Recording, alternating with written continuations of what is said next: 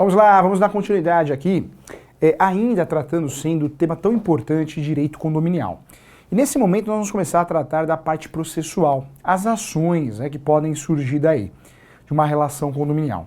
Antes disso, antes de entrar nessa parte condominial específica realmente, eu quero tratar com você de mais algumas dúvidas, tá?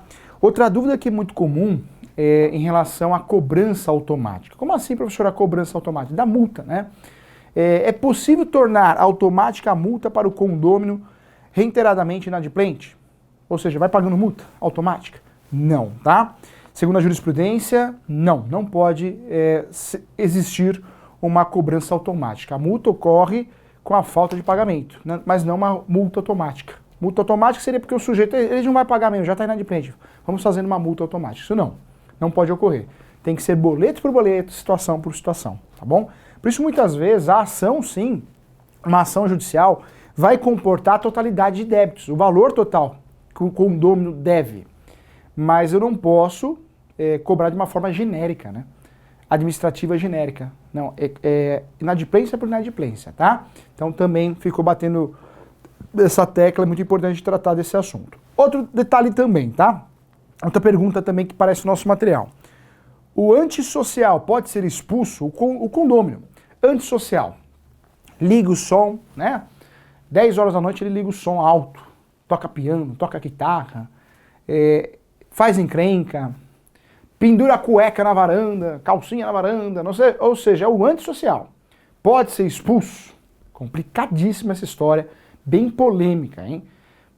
A jurisprudência entende que a expulsão do condômino é muito difícil. Por quê? Porque existe o direito de propriedade, né, gente? Se eu comprei um apartamento, eu tenho o direito de propriedade. Tudo bem, o direito de propriedade tem limites. E esses limites, quando são ultrapassados, esse proprietário vai pagar. Vai pagar com multa, ação de obrigação de fazer, ação de obrigação de não fazer. Lembra daquelas ações lá de direito de vizinhança? Vai pagar com danos morais, danos materiais, mas ele não pode ser expulso. Ou seja, o pentelho vai ficar lá no condomínio, vai arcar com multa, vai arcar com danos morais, com danos materiais, cada hora vai pagar uma coisa. Tanta encrenca que ele arruma. Né? Até processo criminal pode ocorrer em caso de agressão, entre outras situações. Mas fato que ele não vai ser expulso. Então, qualquer medida que você acha, eu vou conseguir expulsar o condômino, o antissocial, não vai conseguir, tá, gente? A jurisprudência entende que não. Na verdade, expulso não. Ele vai pagar multa. Multa do próprio condomínio, multa judicial, né, por ações de direito de vizinhança, vai pagar dano moral, vai pagar dano material, mas expulso ele não vai ser. Então tá aqui, ó, não. O artigo 1337, parágrafo único do novo Código Civil, estabelece que deverá ser aplicada a multa pecuniária e sanções administrativas condominiais. Em caso de processos judiciais, as devidas condenações, mas jamais a exclusão do condômino antissocial, pois encontra um óbice ao direito de propriedade, que é previsto, inclusive, na Constituição Federal, artigo 5º, lá no inciso 12 e no inciso 23, né, da Constituição Federal. Ou seja, não, né, gente? Não vai, de fato, não vai ocorrer. Não vai ocorrer a expulsão. Então, porque tem um boato, né? Tem um boato, olha, o senhor se comporta, senão eu vou tirar o senhor daqui, viu? Vou expulsá-lo. Não vai ser expulso, né, gente? Não tem isso, não tem...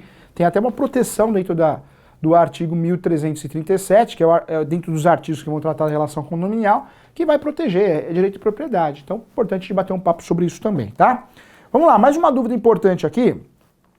É possível que o número de apartamento do condômino inadimplente seja colocado no demonstrativo financeiro do condomínio? Sim. Também outro boato, hein? Olha, não pode, viu? Eu estou devendo, mas ninguém pode me expor. Cuidado. Claro que não pode expor, de colocar numa, sei lá, numa televisão, né, piscando, olha, os condôminos inadimplentes. Não, isso não. Mas dentro do demonstrativo, sim. Sabe por quê? Transparência, né? Se o condômino está pagando um condomínio maior, em virtude de muitos condôminos que não pagam condomínio, não é verdade? Eu preciso ficar sabendo. Então aquele demonstrativo de pagamento que você recebe, você que mora em apartamento, seu cliente, que normalmente é colocado embaixo da porta, né? O demonstrativo do condomínio, as despesas, vai aparecer lá. Inadimplência, valor tal, apartamento tal. Inadimplência, valor tal, apartamento tal. E isso não é ilegal. Não pode o condômino falar, vou ingressar com uma ação dano moral. Se ingressar, direito de petição, mas vai perder a ação. Porque isso não é um ato abusivo do síndico ou do condomínio. Então pode sim, e deve ainda aparecer os condôminos inadimplentes dentro do demonstrativo de pagamento do condomínio. Você sabe o que eu estou falando, né? O professor está falando do boleto. Normalmente o síndico ou a administradora, muitos condomínios trabalham com a administradora manda lá aquele papel timbrado, boleto. Junto com o boleto tem um demonstrativo de pagamento. O que é esse demonstrativo de pagamento? Os valores, né, que estão sendo pagos no condomínio. E nesse boleto, ou nesse demonstrativo, tem condomínio, normalmente é o boleto já com demonstrativo, alguns condomínios trabalham com esse documento, o boleto e o demonstrativo separado, depende muito de cada região, cada costume, mas esse demonstrativo de pagamento, para falar o que você está pagando em relação ao condomínio, pode aparecer sim o condomínio inadimplente. Os condôminos inadimplentes, os apartamentos inadimplentes. Não tem nada de abusivo ou ilegal, tá? Então pode sim, tá bom? Então não tem nada de ilegal. Pode aparecer sim, ok? Então tá aqui, ó. Sim, desde que a informação fique restrita aos condôminos. Ou seja, essa folha, esse demonstrativo, ele fica restrito aos condôminos, né, gente? Só os condôminos podem saber, não pode divulgar isso para terceiros. Aí é onde dá dor de cabeça, é aí onde nós tivemos algumas condenações por aí. Então eu sou síndico, pego isso e levo em algum lugar, sou meio fofoqueiro, sabe? Eu levo e falo, olha só, não vende nada para esse cara, vou deixar com você, ele tá devendo. Se provar um ato desse, aí caberia danos morais. Mas a inclusão dessas informações dentro do demonstrativo é perfeitamente possível, tá bom? Então se liga nisso, vale a pena lembrar. Então também é importante. Depois, vamos lá, mais uma aqui, ó. Mais uma pergunta importante. O condômino deverá, ou melhor, o condômino devedor pode alegar o benefício do bem de família em seu favor numa ação de cobrança promovida pelo condomínio? Essa já é a parte processual, hein? E aí? Pode ou não pode? Não pode. Não pode. Na verdade, se pudesse alegar, né, gente? Ficaria muito fácil, né? O condômino não paga, eu sou inadimplente, fala, ó, é o único bem que eu tenho, bem de família, não vou pagar nada não. Cuidado com essa tese, hein? Essa tese bem de família, para quem não lembra, é uma tese utilizada pelo devedor. O devedor que tem um único bem, e pode ser casado, pode ser juntado, pode morar ele e o cachorro, continua sendo bem de família, é o único bem que a pessoa tem, precisa ter uma família, né? Só que esse bem de família, que já no passado tinha uma proteção maior, ele está sumindo, hein? Na minha opinião, não vai durar mais 5 anos, hein? O bem de família está deixando de existir cada vez mais. Se você pegar um exemplo, a aposentadoria, ela era impenhorável. O salário do servidor era totalmente impenhorável. Isso mudou, né, gente? Isso mudou. O professor tem pessoas aqui no escritório, réus, devedores, que pagam judicialmente, uma decisão judicial, 30% do seu rendimento. Ou seja, já desconta da aposentadoria 30%. Já desconta do servidor público, do salário, da remuneração dele, 30%. Desconta, o RH é obrigado a repassar em um depósito judicial automático. Por quê? Porque deixou de ser impenhorável. Então o salário do servidor, a aposentadoria, foi impenhorável. Hoje não é mais. Hoje até 30%, se tiver uma ação judicial, você vai receber, mês a mês. Nós tivemos um caso aqui interessante de uma moça que bateu no carro do nosso cliente e fugiu. Só que esse cliente nosso tirou a foto da placa. Fizemos uma ação contra réu desconhecido em local incerto não sabido e pedimos para o oficial Detran. O Detran mandou, via ofício, os dados do proprietário do veículo. Nós emendamos a inicial e conseguimos, né, ganhar a ação, a sentença foi procedente e ela pagou 30% descontado nos seus honorários, né, nos seus salários como servidor, 30% até quitar o valor da dívida dos danos materiais. E quitou. E aí o que acontecia? Na verdade, o meu cliente não conseguia sacar essa guia, transferir essa guia mês a mês.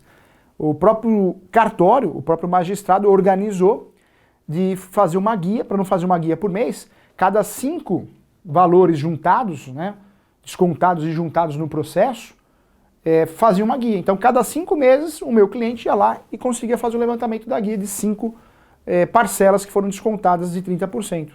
Então, olha que interessante, tá? Então, isso acontece. Então, vale a pena lembrar que não tem, nessa situação, o bem de família não é uma alegação forte, é uma alegação fraca. Nós vamos ter a aula de leilão, muito legal essa aula, muito bacana. Muita gente em leilão, quando vai perder o imóvel em leilão, o advogado, quando é contratado, ele alega essa tese, olha, bem de família, furada, hein? Furada. O bem de família não cola em leilão, hein, gente? Se você é contratado por um cliente que está perdendo um imóvel a leilão, se você usar essa tese de bem de família, a chance de você perder é gigantesca, o seu cliente perder. Nós temos várias outras teses que nós vamos estudar na aula específica. Várias outras teses. A defasagem do valor de avaliação, a falta de intimação, notificação. Várias teses boas. Mas o bem de família não cola, né, gente? Não cola. É uma tese de risco. Poucos juízes ainda entendem que existe esse bem de família para efeitos de leilão. Talvez um embargo de terceiros, alguma coisa assim, que você consiga evitar, suspender o leilão. Vamos conversar sobre isso na aula própria. Mas o que eu quero deixar claro aqui para você é que o bem de família cada vez mais está sumindo, tá? Então não cola, não adianta o condômino inadimplente falar tese bem de família, não vai colar, vai perder o apartamento, ainda mais com essa tese, né? Então essa tese deixou de ter força, hein? Então olha a resposta aqui, não. O benefício do bem de família não é estendido aos imóveis penhorados em razão de débitos condominiais, por força expressa de disposição da Lei 8.009 de 90, posto ser hipótese de cobrança de contribuição devida em função do imóvel familiar, que é a Lei 8.009 de 90. Artigo 3º. A impermeabilidade é oponível em qualquer processo de execução civil, fiscal, previdenciário e trabalhista, ou de outra natureza, salvo o motivo, aí aparece o inciso, para cobrança de impostos, predial, territorial, taxas e contribuições devidas em função do imóvel familiar, ou seja, o condomínio. Então não cola, tá, gente? Não é nem questão de entendimento doutrinário e jurisprudencial, está na lei. Ação de cobrança ou ação de execução de débitos condominiais, o devedor não pode usar em sua defesa o bem de família. Se usar, é um tiro no pé. A própria lei fala que não pode usar, que não cabe para ele, tá? Então fique atento em relação a isso. Outro detalhe, voltando aqui nesse assunto do demonstrativo. Nós já conversamos que o demonstrativo de despesas condominiais, então pode aparecer o devedor, o apartamento do devedor, tá? E aí tem uma discussão do site, porque nós temos o demonstrativo impresso, não é isso? Que normalmente é entregue embaixo da porta, ou fica na caixinha lá dos condôminos. Então isso já está pacificado que pode incluir a informação do condomínio inadimplente, para os condôminos, não para terceiro. Para terceiro dá dano moral. E aí a discussão, que eu não poderia deixar de falar sobre isso, é sobre o site. Se pode o site da administradora, o site de um condomínio, tem condomínio que tem site, se pode constar essas informações. Pode ou não pode, professor? Você já sabe que no demonstrativo pode, e no site? Então tem que tomar muito cuidado, tá? Se for um site, para uma segunda via desse demonstrativo de pagamento, pode. Mas não pode ser um site criado especificamente para isso. Então vamos dizer, o síndico, mal orientado pelo advogado, tem uma ideia de gênio, né? E o advogado ainda concorda. Criar um site para colocar o nome nos adimplentes. Danos morais, vai ter dor de cabeça. Porque no demonstrativo de pagamento pode aparecer, inclusive uma segunda, terceira via, claro, quarta via, quinta via, mas não um site específico. Então cuidado com isso, hein? Site do condomínio da administradora, não pode. Cabe dizer que os condôminos pontuais têm acesso à informação, tá até aqui, ó. Tem o direito à informação de quem está devendo. Os condôminos internos, né, os condôminos, não os terceiros de fora. Então esse site aí poderia causar danos morais, sim, com facilidade. Então, fria, tá? Voltei nesse assunto porque eu falei, deixa eu falar isso também, isso é um assunto importante e pertinente. Vamos lá. Outra situação importante, hein? Professor Júlio, o condômino aposentado tem o direito de pagar o rateio mensal em data diferente dos demais condôminos? Outra ideia de jirico, né, gente? Por isso eu falo, o síndico mal preparado, que não tem você para dar um assessoramento jurídico para ele entra numa fria, mas não precisa muito, hein? Em 2 meses ele já fez umas três besteiras, né?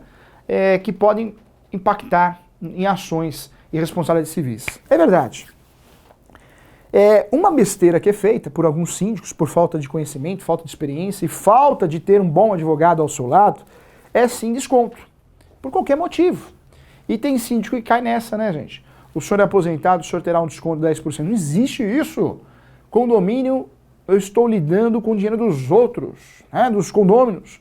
Eu não sou comerciante para dar desconto, quem dá desconto é comerciante, é empresário, ok? Então não pode, tá, gente? Então olha aqui, ó. Não, lei alguma permite o pagamento de rateio condominial em data diferenciada. Nem desconto e nem data diferenciada. Desconto não, e data diferente também não. Mas ele é aposentado, não importa. Ou seja, o síndico ele tem que entender, e essa tem que ser a sua orientação, hein? Que ele não pode fazer média com o dinheiro dos outros. Não pode fazer média com o dinheiro dos outros, senão ele vai se dar mal, ok? Não pode fazer essa bobagem, não pode fazer essa besteira. Então não tem nada de desconto e muito menos data de pagamento diferente. Porque acontece, né, gente? O aposentado fala, olha, eu só recebo dia 15, viu? O condomínio é dia 5, né? Eu só recebo dia 25. Eu poderia pagar? Aí vai o síndico sem orientação jurídica ou sem conhecimento e acaba assumindo uma responsabilidade de pena civil, né? Perdas e danos, porque ele não pode fazer isso, tá? Então cuidado, não tem nada de data diferente, é tudo igual para todo mundo, sendo aposentado, sendo servidor, sendo o que for, tá bom? Então cuidado com isso. Vamos lá. Mais uma dúvida importante aqui também. Outro detalhe, também para servidor, hein, gente? Também para servidor. A data é diferente para os aposentados? Não pode, mas para o servidor pode. O magistrado, o servidor do judiciário, do executivo. Não, não existe isso. Não existe. A data de pagamento do condomínio é igual para todos, ok? Não pode ter alteração, datas diferentes para grupo de pessoas diferentes. Não pode existir isso, tá? Princípio da igualdade, inclusive. Vamos lá. 19. Titulares de lotes em loteamentos fechados são obrigados a contribuir com o rateio das despesas comuns? Você entendeu a pergunta? Titulares de lotes em loteamentos fechados são obrigados a contribuir com o rateio das despesas comuns? Sim, são obrigados. Nós já falamos aqui para não confundir condomínio fechado, lembra disso? Com loteamento fechado. São nomenclaturas diferentes. Você lembra disso, hein? Não confunda. Não posso falar que condomínio fechado e loteamento fechado é a mesma coisa, não é, tá? A resposta aqui, titulares de lotes em loteamentos fechados, que não é condomínio, são obrigados a contribuir com o rateio de despesas comuns? Sim, são obrigados. São obrigados. Apesar dos loteamentos fechados, tecnicamente, não serem condomínios, desde que realmente existem, ou existam, serviços desempenhados em benefício da comunidade, tais como relativos à segurança, limpeza, entretenimento, haverá obrigatoriedade de contribuição de todos os lotes. O contrário seria legitimar o enriquecimento injusto. Então, já está pacificado isso também. Também uma dúvida que a gente tinha que responder aqui também, tá? Vamos lá, tem mais. Aqui é oficina de prática, né, gente? A gente precisa tratar dessas questões práticas. Você que é advogado e está me assistindo, você sabe que essas são as perguntas do dia a dia. São perguntas que o cliente vai perguntar ao síndico, ao conselho, aos condôminos, e se você não sabe responder, se você gaguejar, realmente vai demonstrar insegurança. A nossa pós tem o objetivo, eu falei para você que até o final do curso você vai ter segurança de fato em qualquer negócio imobiliário. Segurança na resposta, você vai ter noção, vai saber como funciona. Então, precisa saber. Tem muitos corretores fazendo a nossa pós também, a mesma coisa o corretor, né, gente? O corretor, quanto mais bem preparado, mais facilmente ele fará bons negócios, porque ele sabe, ele conhece. Vamos lá, olha só. Outra dica também, hein? Outra dica também que é objeto de pergunta. Então vamos lá. Quem é responsável pelo pagamento dos débitos condominiais de unidades financiadas, retomadas pelo banco? Pergunta boa essa também, hein, gente? Pergunta boa. Tome água aí, hein? Você que está me assistindo, já falei. A aula online é longe da televisão, longe do cachorro, do papagaio, né? Sei bem que tem gente que assiste a aula com 2 filhos no colo, um em cada perna. Não pode, hein? Não pode. Vamos lá, presta atenção aqui, que essa pergunta é importante, hein? De quem que é a responsabilidade de um imóvel financiado, retomado pelo banco? Nós vamos estudar essa matéria também, né, gente? Nós vamos estudar essa matéria relevante, que é a alienação fidejussória, né? Nós vamos tratar todos os financiamentos imobiliários, revisões, rescisões. A nossa pós não vai passar nada batido. Tudo que faz parte do mundo dos negócios, transações imobiliárias, direito imobiliário, nós vamos saber aqui na nossa pós, nós vamos discutir. Então nós vamos ter uma aula específica. Mas aproveitando o assunto condominial, é uma pergunta que é feita, né? O banco, quando financia um imóvel para o terceiro, de certa forma é um aluguel. Você paga um aluguel, não é isso? Se você não pagar a prestação, o que eu faço, eu, banco? Através de uma cláusula no contrato, eu mando para leilão para fazer liquidez, para fazer dinheiro.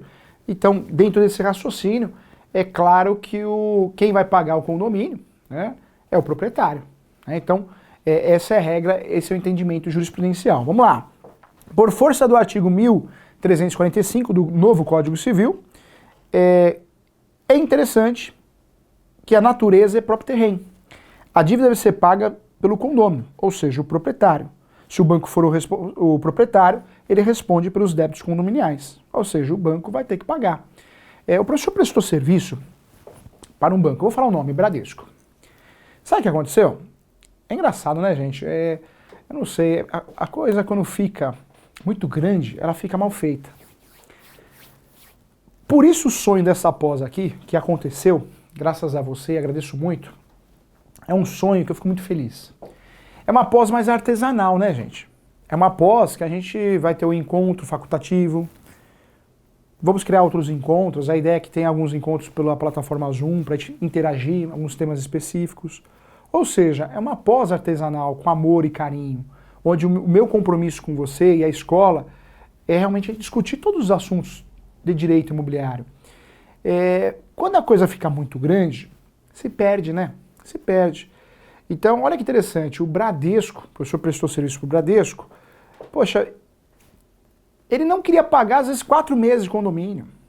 Discutia judicialmente, tese para não pagar. Poxa, talvez a liquidez que tem, o banco vai lá e paga e resolva o assunto de forma fácil, rápida, célere, né? Mas não, prefere levar para discussão. É um gasto com jurídicos, é um gasto com custas processuais. É lógico, a coisa é muito grande, é interesse que fique discutindo, né?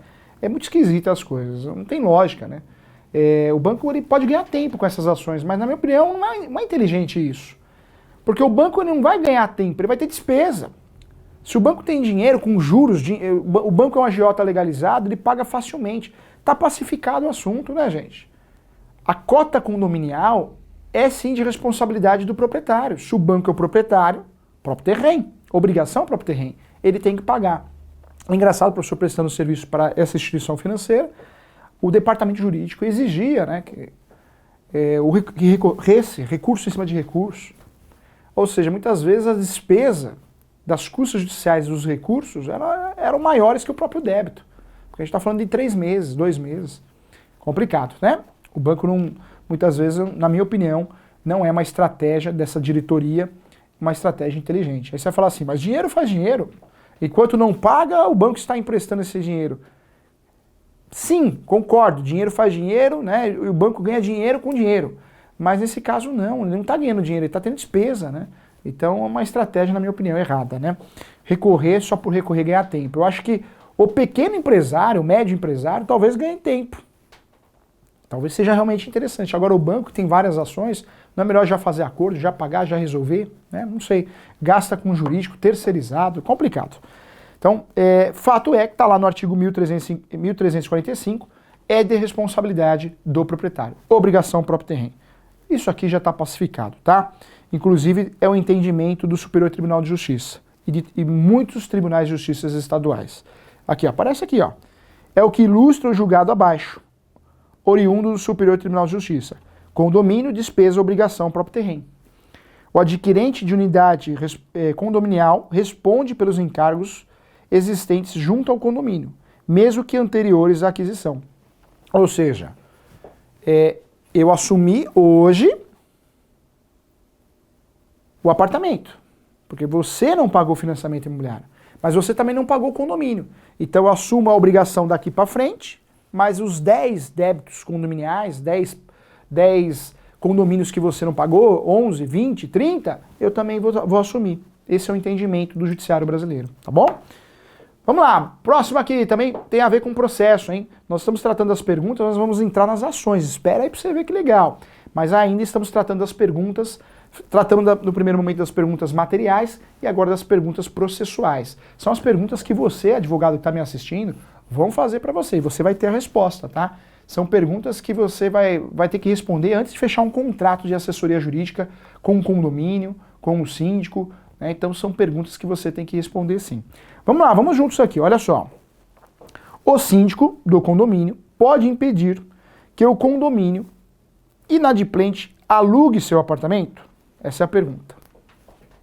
O síndico do condomínio pode impedir que o condômino inadimplente, aquele que não está pagando, alugue seu apartamento? Quero ver se você já pegou a linha de raciocínio já, hein? E daí eu tiro outra pergunta, né? Professor, é verdade que o condômino inadimplente ele não pode votar? Isso é abusivo, não é não. Aí o raciocínio é inverso. Se o condômino está inadimplente, ele pode até sentar a cadeirinha e participar da reunião de condomínio. Ele é condômino, mas ele não vai votar. Ok? Não vai votar. O condômino inadimplente não vota, tá na lei. Então esse papo que é abusivo não é não, tá? Aí é o contrário ao entendimento dessa situação, dessa pergunta aqui. Mas aqui você vai matar. Qual que é a resposta? A resposta é direito de propriedade, né, gente? Direito de propriedade. O direito de propriedade me dá vários direitos. Entre esses direitos, usar, gozar, dispor. Então o síndico não vai se meter no meu direito de propriedade. Então pode o proprietário, mesmo inadimplente, alugar o apartamento. E o síndico não pode proibir de fazer a alocação do apartamento, tá? Essa é a resposta. Direito de propriedade. O síndico e o condomínio que vai cobrar ele judicialmente, através de ação de execução, ação de cobrança, mas não pode proibir de alugar. Então isso é abusivo, tá? Não. Além das penas pecuniárias previstas no 1336 e 1337 do caput do Código Civil, não pode, é proibida a restrição do direito de propriedade do condômino. Não pode, tá? O síndico pode fazer outras coisas, no caso de cobrar judicialmente o condômino inadimplente, mas não pode jamais falar, não pode alugar porque você está devendo, ou eu vou ficar com o aluguel, eu, condomínio, representante do condomínio. Não pode, tá? Tem a ver com o direito de propriedade.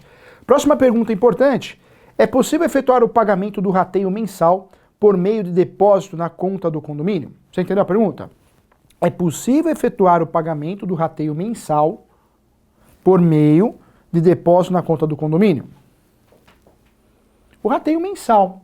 Esse rateio mensal pode ser feito o pagamento por meio de depósito direto na conta do condomínio ou tem que ser feito no boleto? Entendeu a pergunta? As despesas condominiais geram o direito do condomínio receber do condômino. Pode o condômino não pagar o boleto e falar, vou depositar direto na conta do condomínio, deixa comigo, viu? Não gosto de pagar boleto não. É Itaú, vou fazer transferência. Pode fazer isso? E aí, o que você acha? Também é a pergunta feita por muitos síndicos aos advogados. Olha como você que é advogado aqui, não vou te deixar em saia justa, né? Ou saia curta. Né? Você não vai ser pego não, você vai ter as respostas aí. E aí, qual que é a sua resposta, hein? Vamos lá? Para que a mora e seus efeitos sejam evitados, todos os condôminos, ou todos no condomínio, estão obrigados a pagar o rateio das despesas condominiais da forma costumeira, no dia e no modo convencionado. Aqueles que não acatarem a praxe condominial, que usualmente é o pagamento de boleto, você sabe que é boleto, 100%, né, gente? É boleto. 100% é boleto. Poderão até mesmo ter ignorado o depósito, acaso que seja impossível identificar a procedência do pagamento. Ou seja, poderão ainda ter que pagar multas, juros e correção monetárias incidentes pelo descumprimento da forma de pagamento. Ou seja, o que quer dizer, né, o artigo 1336 do Código Civil? Não, a resposta é não. Não pode um condômino pagar de um jeito, outro pagar do outro, vira bagunça, né, gente? A lei e a jurisprudência, a doutrina é muito clara no sentido, ó, como que foi combinado? É boleto? Então todo mundo paga boleto. E a data é igual para todo mundo. Não tem esse negócio eu faço o depósito. Porque se faz o depósito, depois fica difícil de identificar, dá confusão. Então pode o síndico cobrar multa. Falar, você pagou? Então eu vou te cobrar multa. Mas eu paguei, como que eu paguei na data, como que eu vou pagar a multa? Mas você pagou de forma errada. Tá? Então cuidado, hein? Não pode depois o condomínio falar, eu vou processar o condomínio e pedir danos morais, viu? Porque eles estão me cobrando cobrança indevida. Eu paguei, depositei. Você não vai ganhar essa ação. Pelo contrário, numa reconvenção você vai ser obrigado a pagar ainda juros e multa, tá? Então cuidado com isso. Então não pode. Senão vira bagunça, né, gente? Então a lei aqui, ela aplica o bom senso, né? Cada um paga de um jeito, já pensou a bagunça? Então cuidado com isso. Vamos lá, mais uma aqui, ó. Qual o prazo para a propositura da ação de cobrança de cotas em atraso? Já na parte processual, hein? Qual que é o prazo? Professor Júlio, eu só posso propor ação depois de 3 meses do débito, né? Igual o despejo. Então, onde tiraram isso, gente? Já pensou, você é advogado, está negociando com o condomínio, tem uma pergunta dessa e fala uma besteira dessa. Ou já fechou o contrato, o síndico vai rescindir o contrato. Fala, esse aí não sabe nada de direito condominial. Esse daí deve saber de outra coisa, deve ser advogado que mexe só com a aposentadoria. Que é isso que eles fazem com o sujeito que realmente dá uma resposta muito fora da curva. Né? Cuidado, tá? Qual que é a resposta aqui? Nós podemos ingressar com a ação de cobrança ou ação de execução no dia seguinte do débito. É claro que não é comum fazer isso. Quando o condômino está inadimplente, o ideal é que ele pague juros e multa dentro de até 30 dias, porque pode acontecer um atraso, em virtude de uma fatalidade, atraso no salário, foi viajar, né? Passou esse período de 30 dias, o ideal é que tenha uma cobrança extrajudicial, talvez a própria administradora de condomínio, o próprio advogado contratado manda uma notificaçãozinha, e depois a ação. Isso é o comum, mas não porque seja um procedimento obrigatório, porque é um procedimento respeitoso, né?